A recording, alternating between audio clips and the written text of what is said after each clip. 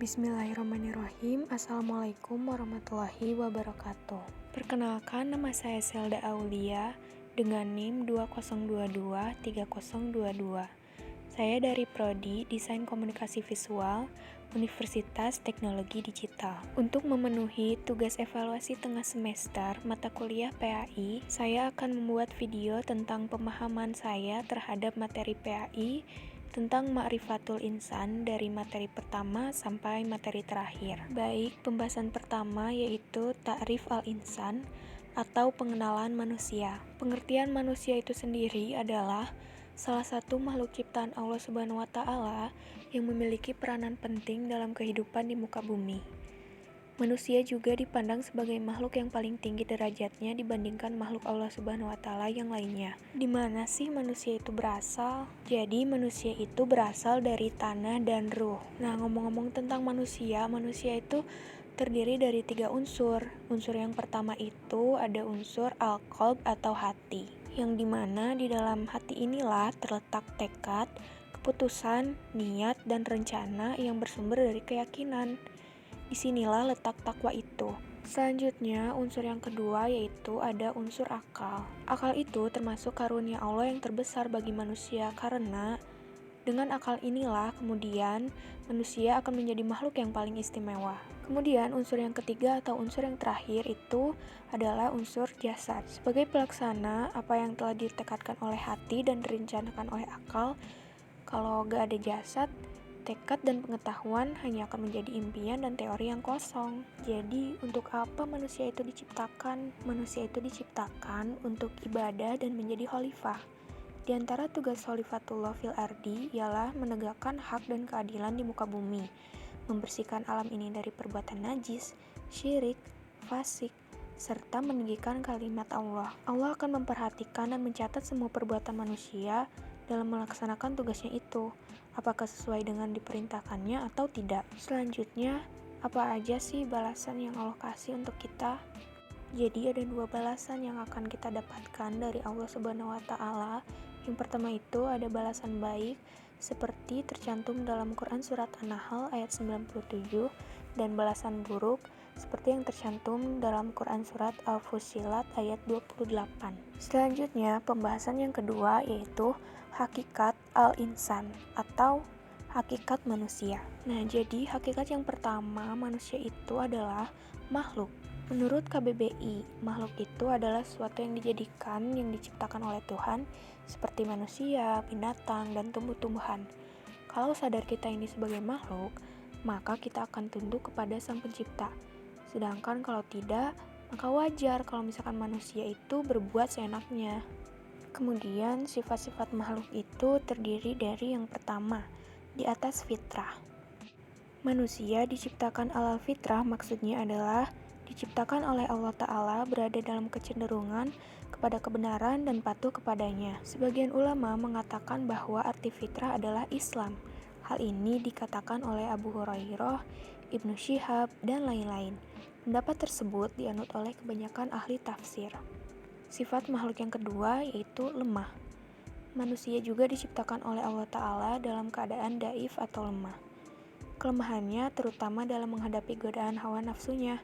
Kadangkala mereka mengalami lemah azam atau tekad, lemah iman, dan lemah kesabaran. Kemudian sifat makhluk yang ketiga yaitu bodoh. Manusia juga diciptakan oleh Allah Ta'ala dalam keadaan jahil atau bodoh.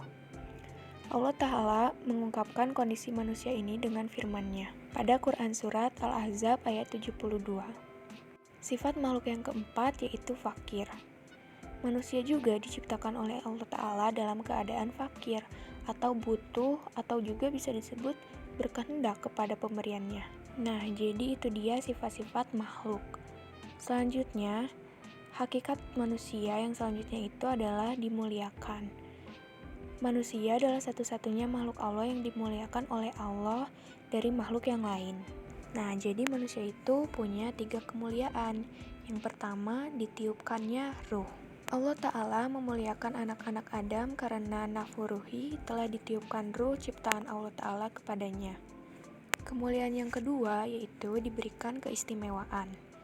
Manusia merupakan makhluk yang Allah anugerahi dengan berbagai keistimewaan dibandingkan dengan makhluk lainnya sebagaimana firman Allah dalam Quran Surat Al-Isra ayat 70.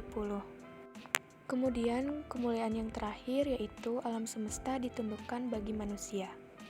Manusia juga dimuliakan oleh Allah Ta'ala karena Musa Harun lalu telah ditundukkan alam ini kepadanya. Hakikat manusia selanjutnya yaitu dibebani. Manusia adalah makhluk yang muharram atau dimuliakan pun diberi beban atau tanggung jawab atau disebut juga mukallaf. Maksudnya dibebani itu apa sih? Nah, jadi manusia itu dibebani dengan yang pertama itu ibadah. Manusia itu diwajibkan untuk beribadah sebagaimana firman Allah pada Quran Surat Az-Zariyat ayat 56. Dan yang kedua itu dibebani sebagai khalifah. Allah Subhanahu wa Ta'ala menjadikan manusia sebagai khalifah di muka bumi ini berdasarkan firman-Nya pada Quran Surat Al-Baqarah ayat 30. Kemudian hakikat yang ketiga yaitu bebas memilih. Manusia adalah makhluk yang dimuliakan, diberi beban, dan diberi kebebasan memilih atau mukhayyar. Manusia itu dibebaskan memilih untuk menjadi seorang mukmin atau beriman kepada Allah. Manusia adalah makhluk yang mukhayyarun, diberi pilihan oleh Allah Ta'ala apakah memilih al-iman atau al-kufru. Nah, yang kedua, manusia bebas memilih untuk menjadi kafir atau menolak perintah Allah. Allah Ta'ala telah menunjukkan kepada manusia jalan kebaikan dan jalan kejahatan. Di balik kebebasan memilih, pasti ada balasannya juga. Manusia akan mempertanggungjawabkan apa yang mereka perbuat. Apa aja sih balasannya? Jadi balasannya itu ada dua. Yang pertama itu berakibat surga, dan yang kedua itu berakibat neraka.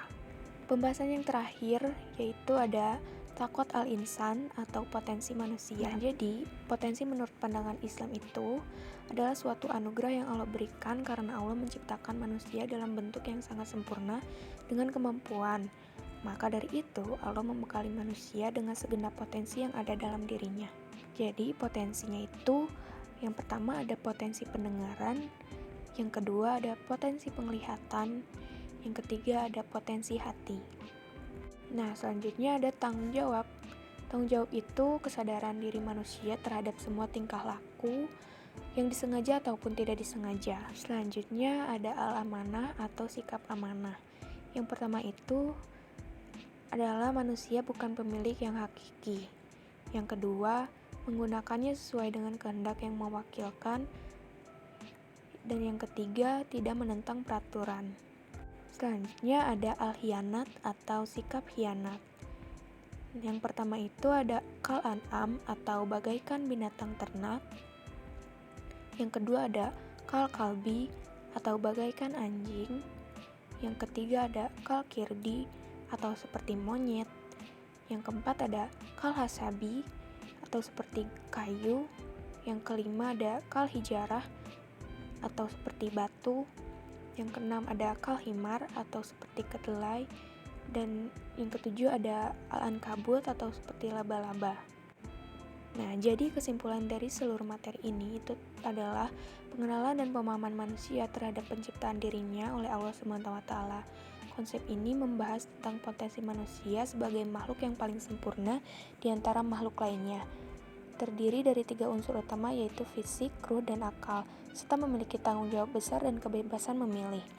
Ma'rifatul Insan juga membahas tentang bagaimana manusia mengembangkan potensi dirinya sebagai makhluk Allah SWT. Konsep ini penting dalam pengembangan seluruh potensi manusia dan dapat diaplikasikan dalam berbagai aspek kehidupan. Baik, segitu saja materi atau pemahaman yang dapat saya sampaikan. Mohon maaf apabila ada kesalahan dan kekurangan dalam penyampaian. Terima kasih. Wassalamualaikum warahmatullahi wabarakatuh.